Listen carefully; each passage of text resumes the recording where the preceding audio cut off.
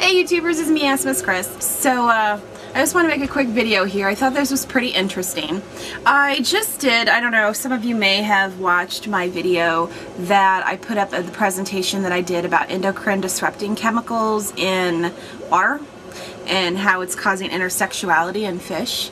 Well, I honestly had did the, I don't even know when I did this. I think I did it back in March, early March.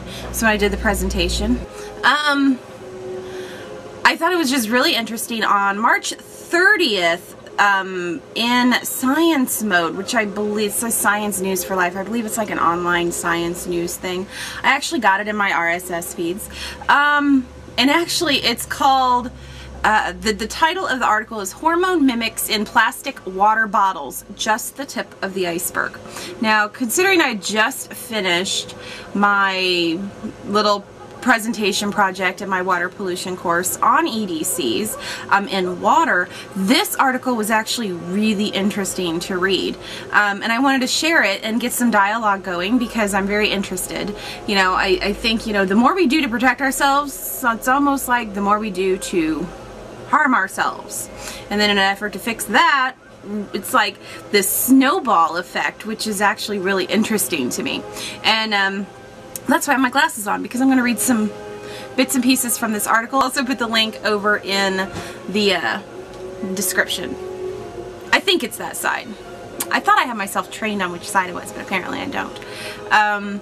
Alright, so basically it says, in an analysis of commercially available mineral waters, the researchers found evidence of estrogenic compounds leaching out of the plastic packaging into the water. These findings, which show for the first time that substances leaching out of plastic food packaging materials act as functioning estrogens, are published in Springer's journal, Environmental Science and Pollution Research. And basically what these two researchers did was looked at whether the migration of substances from packaging materials into the foodstuffs contributes to human exposure to man-made hormones. Okay, they analyzed 20 brands of mineral water available in Germany. 9 were bottled in glass, 9 were bottled in plastic, and 2 were bottled in composite packaging. Paperboard boxes coated with an inner plastic film. The researchers took water samples from the bottles and tested them for the presence of estrogenic chemicals in vitro. Then they carried out a reproduction test with the New Zealand mud snail to determine the source of potency of the xenoestrogens. So the researchers detected estrogen contamination in 60% of the samples. So 12 of the 20 brands. Alright, so I mean there's like a really significant percentage change between looking at plastic bottles to composite to glass.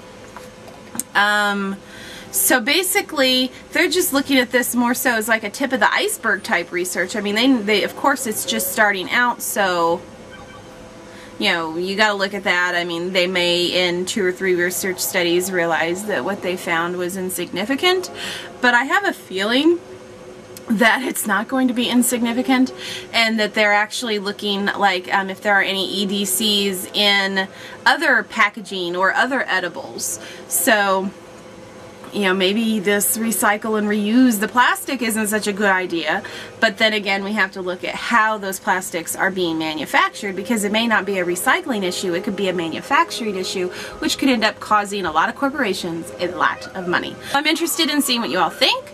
Are there any local experiences that you've had, maybe with, you know, just media in your local area covering these EDCs or endocrine disrupting chemicals in local reservoirs, bottled water, general drinking water, ground runoff? I know I didn't do any follow-up at all with my presentation, but having this article published actually was almost a segue telling me, yo, go follow up on that presentation of yours. So I thought it was interesting and I wanted to share it, and hopefully you all think it's interesting too and are more than willing to talk about it. I would love to chat with you all about EDCs in water. So in the meantime, have a great night everybody.